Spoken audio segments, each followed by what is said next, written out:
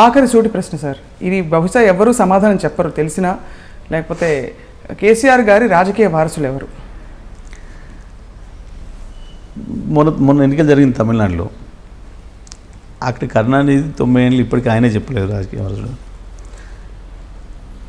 రాజకీయ వారసులని ముందు ప్రకటించడం అనేది రాజకీయం కాదు, ప్రకటించరు. అట్లా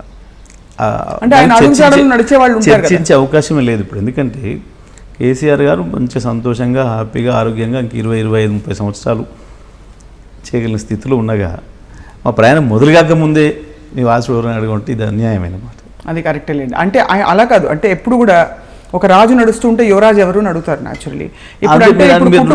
మీరు రాజరికంలో అడిగితే నేను చెప్పగలను సమాధానం, కానీ మనం ప్రజాస్వామిక పరిపాలనలో ఉన్నాం.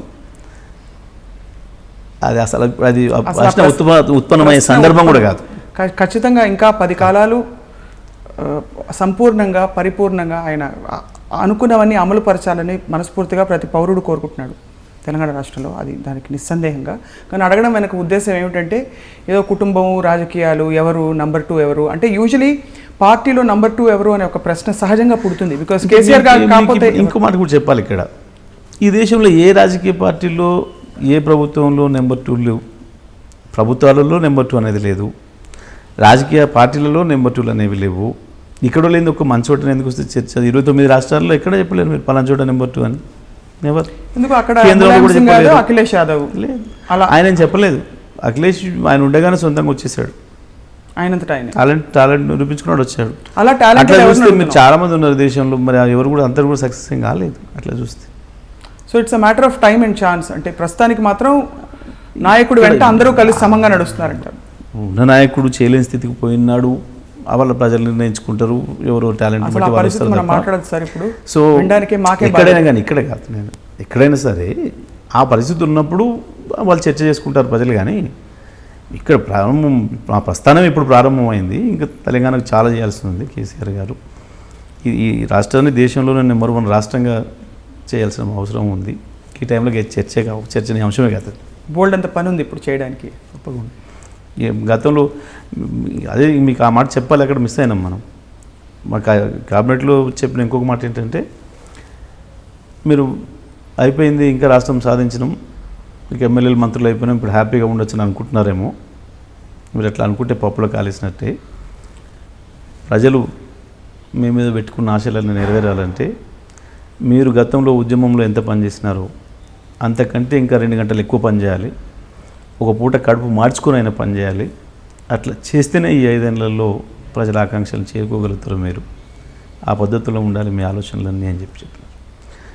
మాకు చెప్పినారు, మాకంటే ఎక్కువ వారే చేస్తున్నారు. ఈ 2 సంవత్సరాల కాలంలో ఒక ఇంజనీర్గా, ఒక సైంటిస్ట్గా ఎన్ని అవతారాలు ఇస్తారు, అన్ని అవతారాలు ఎత్తినారు. ఈ రాష్ట్రానికి గడిచిన 60 సంవత్సరాల నష్టాన్ని పూడుస్తూ ఇంకా 100 సంవత్సరాలకు కావాల్సిన అభివృద్ధికి పునాదులు వేసినాడు. ఈ 2 సంవత్సరాల కాలంలో అన్ని ప్రణాళికలు చేసినారు కేసీఆర్ గారు. సో అట్లా పనిచేస్తూ ఉన్నారు. అందుకే దాదాపుగా ప్రతిపక్షం కనుమరుగైపోతున్న ఒక రాష్ట్రంగా చూస్తున్న పెక్యులియర్ పరిస్థితి ఏర్పడుతుంది. మెల్లిగా అక్కడి నుంచి ఇక్కడికి వచ్చేస్తున్నారు అందరూ. ఇక్కడ ఏం పని మాకు అని చెప్పి కొంతమంది. వాస్తవం ఎక్కడైనా నేను ఇంతకుముందు చెప్పినాను, ఆశ లేని కాడ, భవిష్యత్తు లేని కాడ, దాని మీద విశ్వాసం లేని కాడ ఎవరు ఉండరు.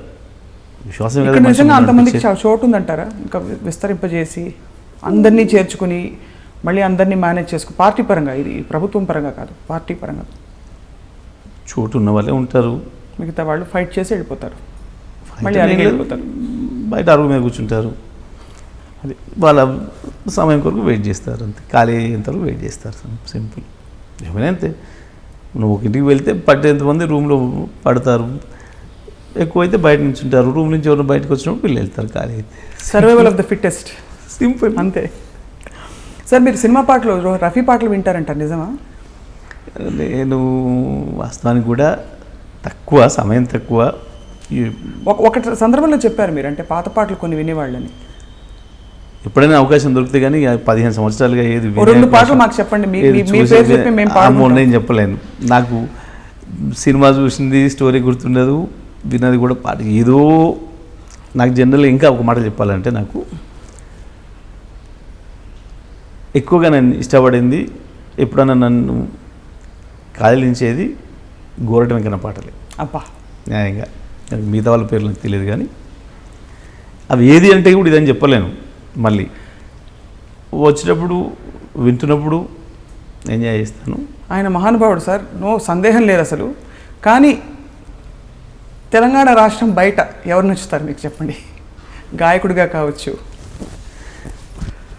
కళాకారుడిగా కావచ్చు, నాకు కొంచెం నాయకుడిగా కావచ్చు. కొంచెం కష్టం నేను చెప్పడం, ఎందుకంటే నేను ఎప్పుడు కూడా దాని మీద దృష్టి పెట్టలేదు. మరీ అన్యాయం సార్.